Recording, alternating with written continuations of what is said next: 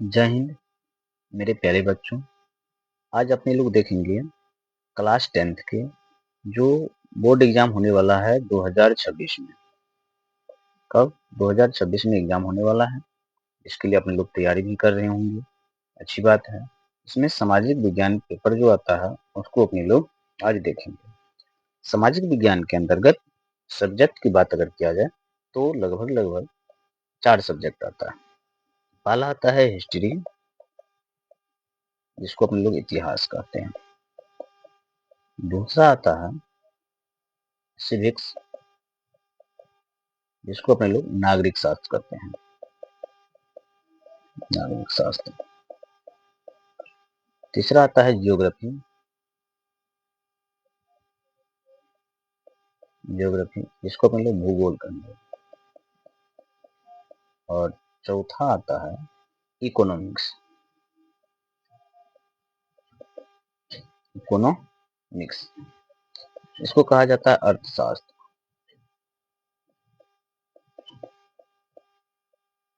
यह हमारी अर्थव्यवस्था। इसमें अपने लोगों को टोटल 100 मार्क होता है। 100 मार्क में से 80 मार्क का क्वेश्चन अपने लोगों को बोर्ड एग्जाम में देखने को मिलेगा और 20 मार्क का प्रैक्टिकल होता है। इस 80 मार्क में से अपने लोग को 2 पार्ट में, सब्जेक्टिव और ऑब्जेक्टिव। सब्जेक्टिव रहता है 80 क्वेश्चन, 40 बनाना है। इसमें रहता है सब्जेक्टिव में 32 प्रश्न, उसमें से 16 बनाने को मिलेगा। चारों सब्जेक्ट से मिला करके, इन चारों से मिला करके रहेगा, उसमें से अपने लोग को 80 ऑब्जेक्टिव और 32 सब्जेक्टिव प्रश्न देखने को मिलता है। तो 80 में से अपने लोग आज इस पेपर का सॉल्व करेंगे और इस पेपर को सॉल्व करते समय आज लगभग 20 या 22 प्रश्न को देखेंगे। जो ऑब्जेक्टिव होगा उसको फुल विस्तार से देखेंगे। ठीक है, तो चलिए शुरू करते हैं। अपने लोग पहला क्वेश्चन पे देखते हैं क्या दिया हुआ है। तो अपने लोग आ गए हैं सेक्शन ए में। खंड अ है। इसमें अपने लोग को 1 से लेकर 80 प्रश्न, जिसमें से 40 प्रश्नों का उत्तर देना है। पहला प्रश्न कह रहा है, सभी प्रश्न 1 मार्क का होता है, ऑब्जेक्टिव 1 मार्क का होता है। टोटल के टोटल 80 प्रश्न है, उसमें से 40 बनाना है और 40 में 1 नंबर का रहता है, तो टोटल 40 मार्क हुआ। अपने लोग 80 का 80 सॉल्व करेंगे। तो पहला प्रश्न कह रहा है कि द्वितीय क्षेत्र की गतिविधियों में निम्नलिखित में से किसे शामिल करते हैं। ये द्वितीय क्षेत्र क्या होता है इसको पहले जान लेते हैं। द्वितीय क्षेत्र में क्या होता है, तो आर्थिक क्षेत्र जो होता है, आर्थिक क्षेत्र, आर्थिक क्षेत्र को अपने लोग देखेंगे। ये होता है 3 टाइप का। 3 टाइप में से पहला होता है प्रथम या प्राथमिक। इसको कहा जाता है कौन सा? प्राथमिक क्षेत्र। क्या कहा जाता है? प्राथमिक क्षेत्र। प्राथमिक क्षेत्र। दूसरा होता है द्वितीय क्षेत्र और तीसरा होता है तृतीय क्षेत्र। तृतीय क्षेत्र। प्राथमिक क्षेत्र में आता है कृषि। कृषि में जैसे हो गया वन हो गया, खेती हो गया, ये सब आता है इसमें। और द्वितीय क्षेत्र में आता है उद्योग और तृतीय क्षेत्र में आता है सेवा क्षेत्र, इसको कहा जाता है। सेवा क्षेत्र में आता है नौकरी हो गया, बैंकिंग हो गया, ये सारे सेक्टर आता है, टीचर हो गया, सब आता है सेवा क्षेत्र के अंतर्गत। तो कह रहा है द्वितीय क्षेत्र। द्वितीय क्षेत्र में कैसा होता है? उद्योग। अब उद्योग से रिलेटेड क्या होता है? विनिर्माण उद्योग होता है, एक निर्माण उद्योग होता है, बिजली उत्पादन हो गया, ये सब किस में आता है? तो उद्योगी में आता है। किसमें आता है? उद्योग। विनिर्माण उद्योग किसको कहेंगे? विनिर्माण उद्योग होता है कच्चे माल से। किससे? कच्चे माल से। कच्चे माल से जो नया वस्तु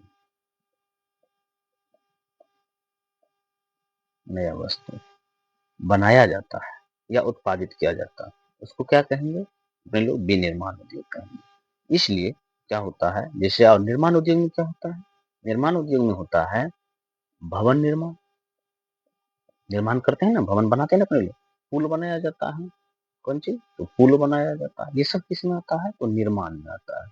बिजली उत्पादन में क्या आता है? तो बिजली, पानी से बिजली बनाया जाता है। तो ये सब किसमें आता है? उद्योग में आता है।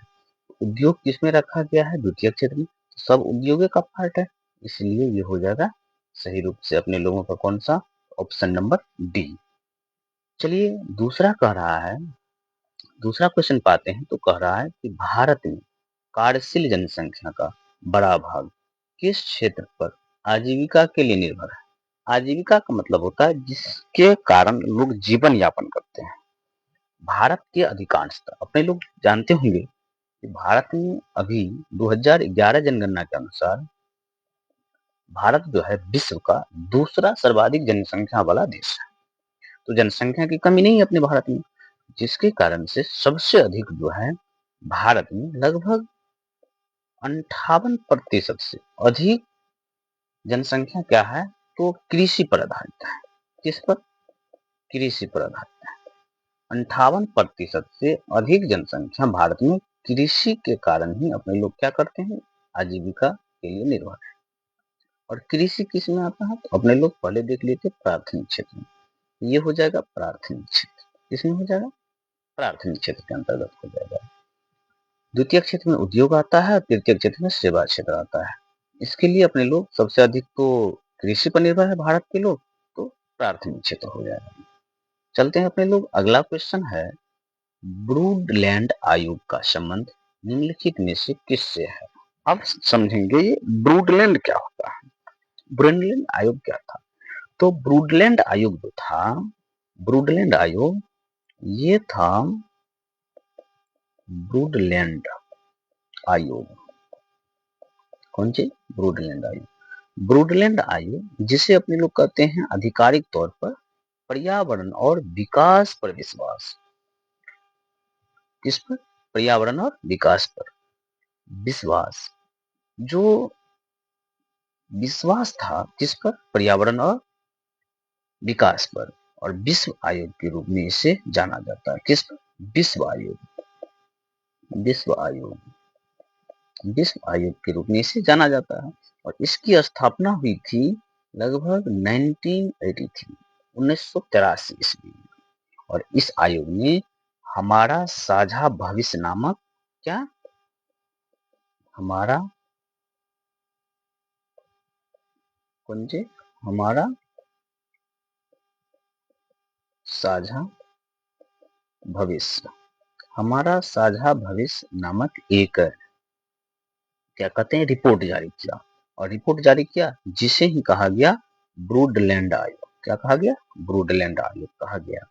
और ब्रूडलैंड आयोग जो कहा गया, इसके अंतर्गत ये देखा गया कि सबसे अधिक जो था सतत विकास। किस पे? और इसमें सतत विकास के रूप में इसको अवधारणा को पेश किया था। किसको? सतत विकास की अवधारणा को पेश किया गया था। ठीक है, तो इस प्रकार से 3 नंबर क्वेश्चन का आंसर हो जाएगा सतत विकास। क्या हो जाएगा? सतत विकास। ये आर्थिक विकास के लिए अपने लोग देखे होंगे कि अर्थव्यवस्था में अगर विकास होता है, क्या होता है? अर्थव्यवस्था में, किसी राष्ट्र की आर्थिक व्यवस्था में अगर सुधार होता है, विकास होता है, डेवलप होता है, उनको आर्थिक विकास कहा जाता है। ठीक है। समावेशी विकास का मतलब होता है सभी क्षेत्रों में विकास। समावेशी विकास मतलब सभी क्षेत्रों में बराबर विकास अगर हो रहा है तो उनको कहा जाता है समावेशी विकास। आंसर होगा अपने लोगों के लिए सतत विकास। चलते हैं, अगला क्वेश्चन है। अगले क्वेश्चन के लिए अपने लोग देखेंगे, कह रहा है आर्थिक क्षेत्र। किसमें? आर्थिक क्षेत्र में। आर्थिक क्षेत्र में क्या होता है? तो आर्थिक नियोजन हेतु राज्य सरकारों से तालमेल तथा सहयोग का वातावरण बनाने के लिए किस संस्था का गठन किया गया था? तो किस संस्था का गठन किया गया था? तो अपने लोग को पहले पता होगा, क्या होगा? तो पता होगा कि एक था योजना आयोग। क्या था?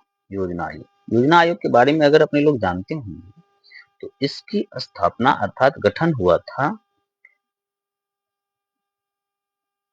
योजना आयोग की, कब हुआ था? तो 1 जनवरी, सॉरी 1 जनवरी नहीं, 15 मार्च। कब? 15 मार्च और 1950 को। कब? ये 15 मार्च 1950 को योजना आयोग का गठन हुआ था। और इसका जो होता है अध्यक्ष, कौन जी, अध्यक्ष कौन होते हैं, अध्यक्ष जो होते हैं वो प्रधानमंत्री होते हैं। कौन होते हैं, प्रधानमंत्री हुआ करते हैं। किसके अध्यक्ष, तो योजना आयोग के अध्यक्ष होते हैं प्रधानमंत्री। और इसकी स्थापना हुआ था 15 मार्च 1950 को। इसका उद्देश्य क्या था, उद्देश्य था कि पंचवर्षीय योजना लागू करना, और पंचवर्षीय योजना में नियम को बनाना योजना आयोग का मुख्य कार्य हुआ करता है। दूसरा है नीति आयोग। जब 2014 में सरकार बदल दी गई और भारतीय जनता पार्टी की सरकार बनी, तो मोदी जी की सरकार ने क्या किया, तो इसी योजना आयोग को बदल करके और 1 जनवरी 2015 में, कब, 1 जनवरी 2015 में नीति आयोग नाम दे दिया गया। किसका, तो योजना आयोग का ही नाम बदल करके क्या रख दिया गया, नीति आयोग नाम रख दिया गया। और नीति आयोग नाम जो रख दिया गया, तो इसका भी अध्यक्ष क्या होता है, प्रधानमंत्री ही हुआ करते हैं। क्या होते हैं, प्रधानमंत्री हुआ करते हैं। और योजना आयोग के साथ क्या होता है, पंचवर्षीय योजनाओं को लागू किया करने के लिए आर्थिक नियोजन में राज्य सरकारों की क्या होती है, तो सुनिश्चित करने के लिए लक्ष्य से किया गया था। इसको तो राष्ट्रीय विकास परिषद, क्या था, राष्ट्रीय विकास परिषद के लिए ये क्या होता है, तो वातावरण के लिए संस्था का गठन किया गया था, जिससे राज्यों को क्या किया जाए, तालमेल करने के लिए राष्ट्रीय विकास परिषद का क्या किया था, गठन किया गया था। तो समझ गए अपने लोग। भारतीय रिजर्व बैंक के बारे में जानते होंगे। इसकी स्थापना 1935 में हुआ था। कब होता है, भारतीय रिजर्व बैंक अर्थात आरबीआई की स्थापना कब होती है, 1935 में होती है। और राज्यों को और केंद्र सरकार से जो तालमेल बैठाने के लिए कार्य किया गया था, वो था राष्ट्रीय विकास परिषद। ठीक है, तो अगला क्वेश्चन देखेंगे अपने लोग। अगला क्वेश्चन कह रहा है कि भारत के प्रथम राष्ट्रीय मानव विकास रिपोर्ट के अनुसार निम्नलिखित में से किसकी उपभोक्ता व्यय क्षमता में वृद्धि हुई है। भारत के प्रथम राष्ट्रीय मानव विकास रिपोर्ट के अनुसार निम्नलिखित में से किसकी उपभोक्ता व्यय में क्षमता में वृद्धि हुई है। अगर इसको देखेंगे तो अपने लोग राष्ट्रीय मानव रिपोर्ट, जिसको कहते हैं अपने लोग HDR, क्या होता है, वुमेन, हाँ क्या देखे थे अपने लोग, कह रहा है मानव विकास रिपोर्ट, राष्ट्रीय मानव विकास रिपोर्ट, जिसको अपने लोग HDR कहते हैं। और HDR के जरिए से रिपोर्ट देखा गया, इसमें ग्रामीण जनता जो होते हैं, कौन सी, ग्रामीण जनता की जो उपभोक्ता होती है, उसकी व्यय मतलब खर्च की क्षमता में वृद्धि हुआ है। पहले देखते थे अपने लोग नगरीय जनता में ज्यादा खर्च होता था, लेकिन जब एक रिपोर्ट आया, तो मानव डेवलपमेंट रिपोर्ट, जिसको कहते हैं ह्यूमन डेवलपमेंट रिपोर्ट, मानव विकास रिपोर्ट, ह्यूमन डेवलपमेंट रिपोर्ट कहा जाता है इसको। तो ह्यूमन डेवलपमेंट रिपोर्ट के अनुसार अपने लोग देखेंगे, तो इसमें ग्रामीण के जनता होते हैं, गांव के लोग जो होते हैं, उसके खर्च में उपभोक्ता किसको, जो खर्च करता है, जो उपभोग करते किसी वस्तु का प्रयोग करते हैं, तो उसके व्यय खर्च की क्षमता में क्या हुआ है, वृद्धि हुआ है। अगला क्वेश्चन अपने लोग देखेंगे, इनमें से कौन कृषि आधारित उद्योग का उदाहरण है। उद्योग अपने लोग देखेंगे कितने प्रकार के होते हैं उद्योग। एक होता है कृषि आधारित उद्योग, एक होता है खनिज आधारित उद्योग। ठीक है, तो अपने लोग देखेंगे कृषि आधारित, कृषि किसको कहते हैं, जिससे खेती बाड़ी से जो उद्योग बनता है उनको कहेंगे कृषि उद्योग। चीनी, क्या है, चीनी उद्योग, चीनी के लिए कच्चा माल क्या होता है, तो गन्ना होता है। क्या होता है, गन्ना होता है। सूती वस्त्र के लिए कच्चा उद्योग क्या होता है, तो कपास होता है। क्या होता है, कपास होता है। और खाद्य प्रसंस्करण उद्योग, जिसमें आता है फल, सब्जी, ये सब आता है। एक बात बताइए, गन्ना कहाँ उगता है, खेती में उगता है, कृषि है। कपास कहाँ, ये भी कृषि है। फल सब्जी क्या है, कृषि है। तो इसका अर्थ हो गया, इनमें से सभी हो जाएगा। क्या हो जाएगा, इनमें से सभी हो जाएगा। जितने भी उद्योग है सब किस पर आधारित है, कृषि पर आधारित है। अगला प्रश्न अपने लोग देखेंगे, कह रहा है प्रोफेसर केन्स के अनुसार राष्ट्रीय आय में किसे शामिल करते हैं? प्रोफेसर केन्स एक अर्थशास्त्री हुआ करते थे। प्रोफेसर केन्स क्या हुआ करते थे? अर्थशास्त्री। प्रोफेसर केन्स जो थे ये अर्थशास्त्री हुआ करते थे। इन्होंने राष्ट्रीय आय के बारे में बताया था कि राष्ट्रीय आय किनको कहते हैं या किनको शामिल किया गया है। इन्होंने राष्ट्रीय आय के बारे में जो बताया था ये कहा गया था उपभोग व्यय और विनियोग व्यय। कौन सा व्यय? तो विनियोग व्यय और उपभोग व्यय, इन दोनों को मिला करके कहा गया था क्या है? राष्ट्रीय आय है। इसके अनुसार राष्ट्रीय आय की परिभाषा दिया गया कि राष्ट्रीय आय किसी देश के निवासियों द्वारा एक निश्चित अवधि में अर्जित की गई कुल आय की मात्रा को क्या कहते हैं? तो राष्ट्रीय आय कहते हैं। तो उसमें उपभोग भी होगा और विनियोग भी होगा, दोनों को मिला करके ये कहा गया कि क्या है? तो इसको कहा गया कि राष्ट्रीय आय है। वैसे और अर्थशास्त्री सब आए जिन्होंने अपने अपने आधार पर राष्ट्रीय आय की परिभाषा दी थी। अगला क्वेश्चन अपने लोग देखेंगे, कह रहा है शुद्ध राष्ट्रीय उत्पाद की गणना में किसे शामिल नहीं किया जाता? शुद्ध राष्ट्रीय आय की गणना में किसे शामिल नहीं किया जाता? तो शुद्ध राष्ट्रीय आय के बारे में अपने लोग जानते होंगे, नेट नेशनल प्रोडक्ट जिसको इंग्लिश में कहा जाता है, नेट नेशनल एनएनपी होता है। इसका शॉर्ट फॉर्म देखेंगे तो एनएनपी होता है। एनएनपी में अर्थात नेट नेशनल प्रोडक्ट में शुद्ध राष्ट्रीय आय जिसको अपने लोग कहते हैं शुद्ध राष्ट्रीय उत्पाद या शुद्ध राष्ट्रीय आय जिसको कहते हैं, उसमें होता है क्या? तो इसके अंतर्गत कच्चे माल जो होते हैं उसकी कीमत को, किसको? कच्चे माल की कीमत को शामिल नहीं किया जाता है, क्योंकि उत्पादित अंतिम वस्तुओं का मूल्य वो तो रहेगा, तब तो आय प्राप्त होगा। और उत्पादित अंतिम सेवा का मूल्य, जिसको सेवा क्षेत्र अपने लोग कहते थे। सेवा क्षेत्र में भी क्या होता है, जैसे शिक्षक हो गया, बैंकिंग हो गया, टीचर हो गया, इन सबको मिला करके सेवा क्षेत्र के अंतर्गत आता है। इनके द्वारा जो इनकम किया जाता है उनको कहा जाता है सेवा क्षेत्र से इनकम। तो उसमें तो मूल्य रहेगा उसका, लेकिन कच्चे माल जो खेती उपजाए हैं और उसके जरिए से जो अपने लोग उद्योग में डालेंगे, उद्योग में ले जाएंगे कच्चा माल, उसका मूल्य को नहीं जोड़ा जाता है। इनके कीमत को अपने लोग क्या करेंगे? तो राष्ट्रीय शुद्ध राष्ट्रीय उत्पाद जो होगा उसमें नहीं जोड़ेंगे, इसको व्यय के रूप में जोड़ा जाता है। किसके रूप में? खर्च के रूप में, खर्च के रूप में जोड़ा जाता है। चलिए अगला प्रश्न अपने लोग देख लेंगे, क्या कर रहा है? कह रहा है इनमें से कौन वाणिज्यिक बैंक नहीं? वाणिज्यिक मतलब व्यवसायिक बैंक। कौन सा? व्यवसायिक बैंक। व्यवसायिक बैंक किनको कहा जाता है? तो व्यवसायिक बैंक होता है वाणिज्यिक बैंक जो बैंक आम जनता को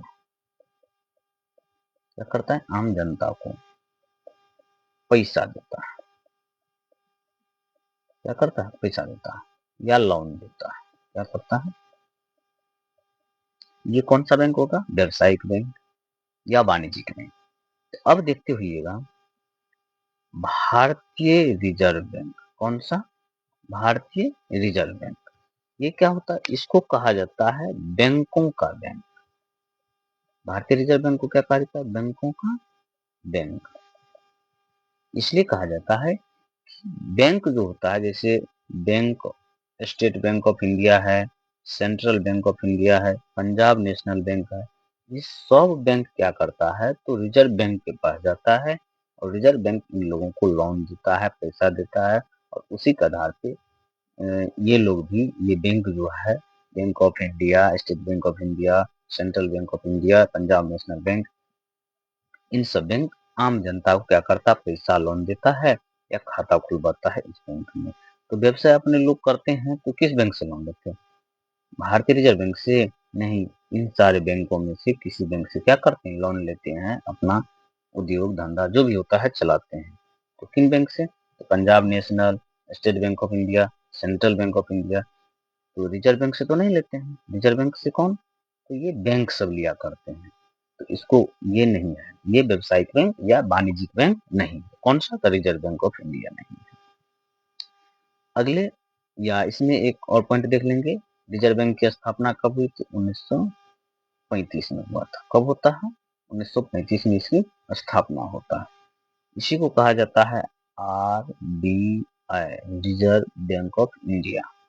ठीक है, चलिए अगले क्वेश्चन पे चलिए। अगला है, अपने लोग देखेंगे, कह रहा है सहकारिता के संचालन का दायित्व राज्य सरकारों को कब प्राप्त हुआ था? कौन सी? तो सहकारिता के संचालन का दायित्व राज्य सरकार को कब प्राप्त हुआ था? तो सहकारिता के बारे में देखेंगे अपने लोग। तो सहकारिता को भारत सरकार अधिनियम 1919, कब? भारत सरकार अधिनियम 1919 के तहत प्रांतीय सरकारों का एक हस्तांतरित विषय बनाया गया। कब? 1919 में प्रांतीय सरकारों का, किसका? प्रांतीय सरकारों का एक हस्तांतरित विषय बनाया गया, जिसे मॉन्टेग्यू, जिसको कहते हैं मॉन्टेग्यू चेम्सफोर्ड सुधार। इसको 1919 को ही जो भारत सरकार अधिनियम है, इसी को कहा जाता है मॉन्टेग्यू चेम्सफोर्ड। कौन? चेम्सफोर्ड सुधार। क्या कहा जाता है? मॉन्टेग्यू चेम्सफोर्ड सुधार भी कहा जाता है। और सहकारिता के संचालन का दायित्व राज्य सरकार को 1919 में क्या हुआ था? तो प्राप्त हुआ था। ठीक है, अगला अपने लोग देख लेंगे। प्रश्न कर रहा है, गरीबी के कुचक्र की धारणा किसने दी थी? गरीबी के कुचक्र की धारणा किसने दी थी? तो एक अर्थशास्त्री का नाम सुने होंगे, जिसका नाम था रेगनर नर्क्स। क्या नाम था? रेगनर नर्क्स। रेगनर नर्क्स ने कहा था कि गरीबी ही गरीबी को जन्म देता है। क्या कहा था? गरीबी ही गरीबी को जन्म देता है। क्यों कहा था ऐसी बात? इसलिए कहा था कि इसका मानना था, किसका? रेगनर नर्क्स का। इसका मानना था कि गरीबी में या गरीब व्यक्ति होते हैं, उसमें अशिक्षा अधिक होती है। क्या होती है? अशिक्षा अधिक होती है। अर्थात अशिक्षा मतलब शिक्षा की कमी होती है, अशिक्षा अधिक होती है, जिसके कारण से होता है जनसंख्या में वृद्धि होती है। इसमें जनसंख्या में वृद्धि होगा। जनसंख्या में वृद्धि होगा तो इन लोगों की खर्च अधिक होगी। क्या होगी? खर्च अधिक होंगे। अगर खर्च अधिक हुआ तो आने वाले जो जनरेशन है, कौन सी? आने वाली next generation, next generation, next generation,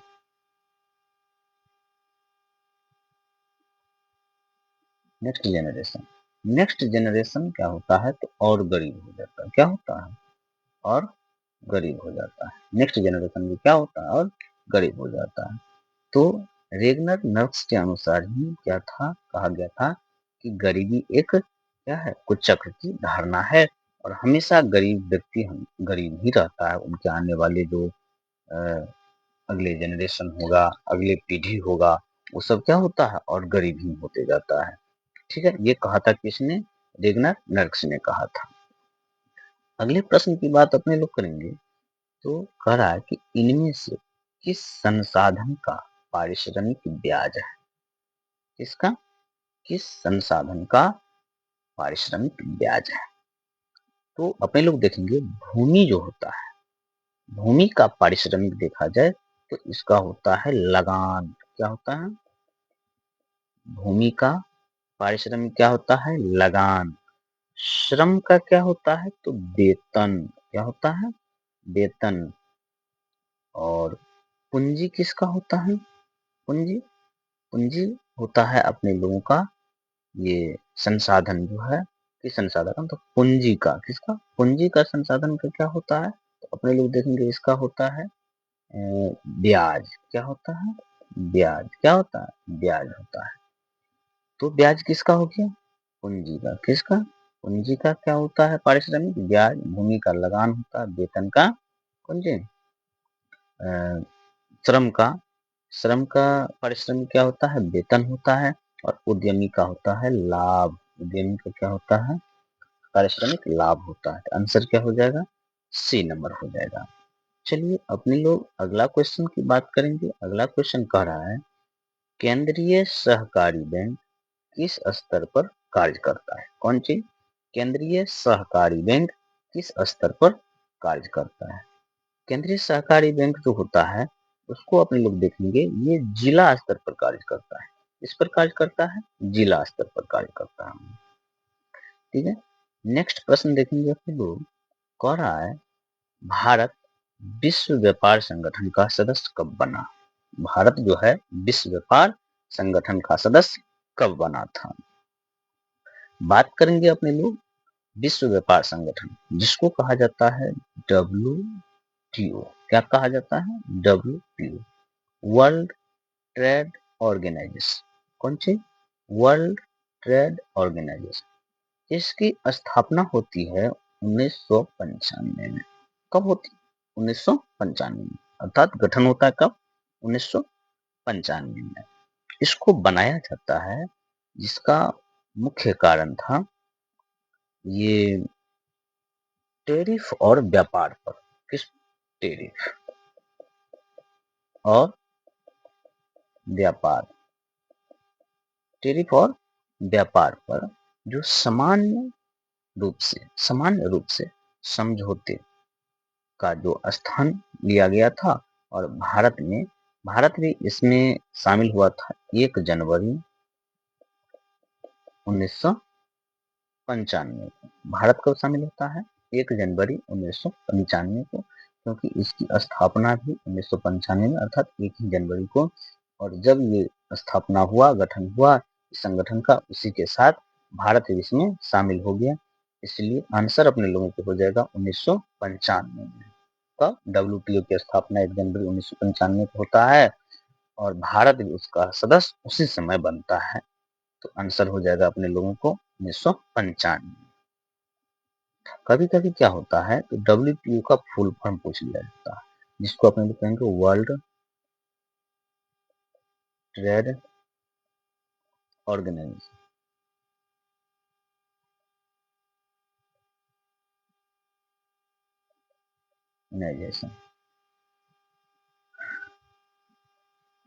world trade organisation होता है। क्या होता है? World trade organisation. सॉरी, यहाँ मिस हो गया। अपने लोग यहाँ इसको सही कर लेंगे। ऑर्गेनाइजेशन का यहाँ से इस लिख लेंगे।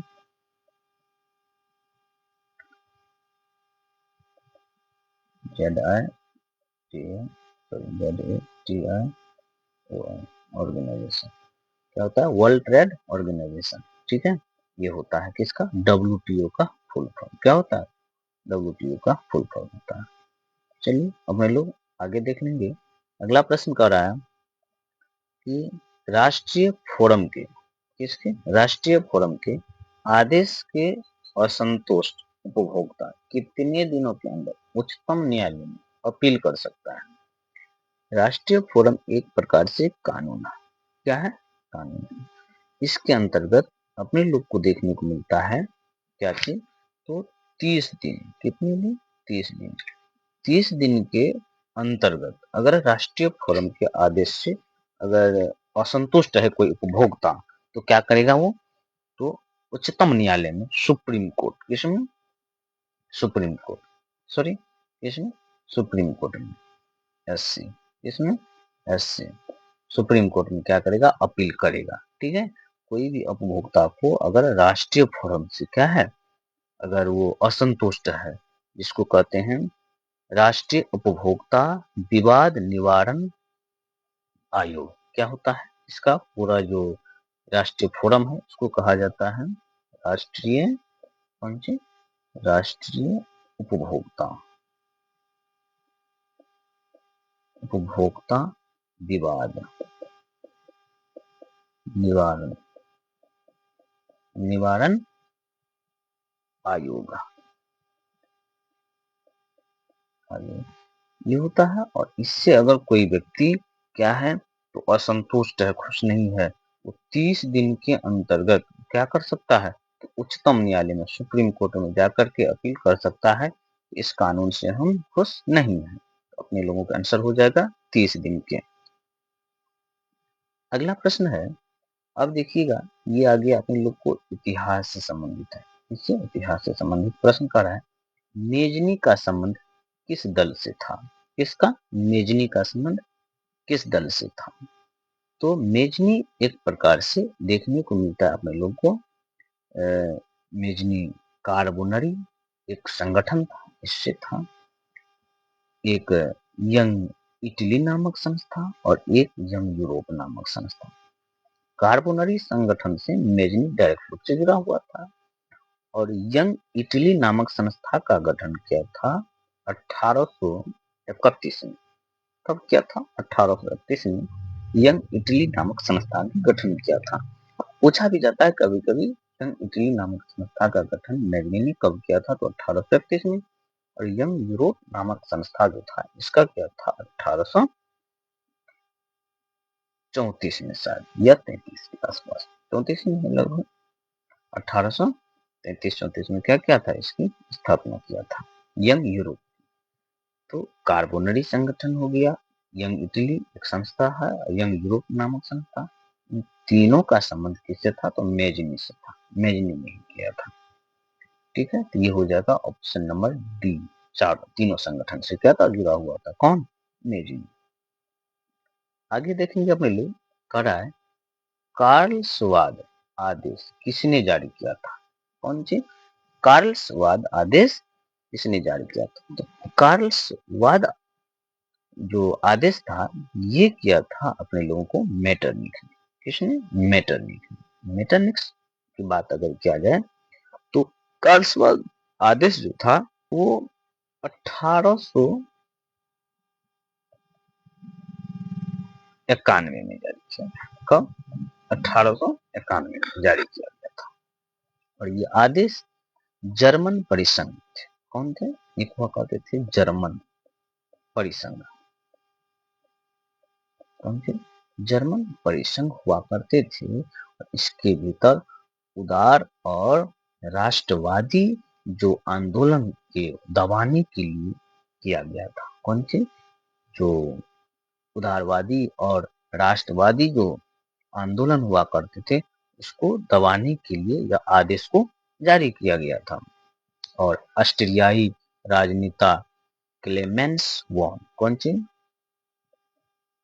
क्लेमेंस वॉन मेटरनिक, इसका पूरा नाम था। किसका? तो मेटरनिक का। इसका पूरा नाम ये था, मेटरनिक का पूरा नाम। और मेटरनिक ने इन आदेशों के पीछे मुख्य रूप से ये पड़ा हुआ था। ठीक है, तो मेटरनिक हुआ करते थे। किसने जारी किया था? तो मेटरनिक ने जारी किया था। अगला प्रश्न अपने लोग देखेंगे, कह रहा है साम